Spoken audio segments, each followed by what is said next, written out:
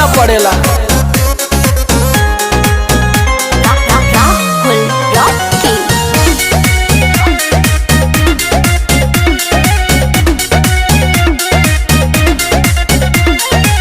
चैती बयरिया मचौले बतबाही, लस लस देह करे आवेला जम्हाई।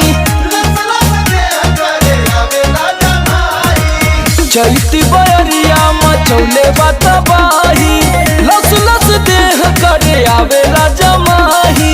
कैसे बता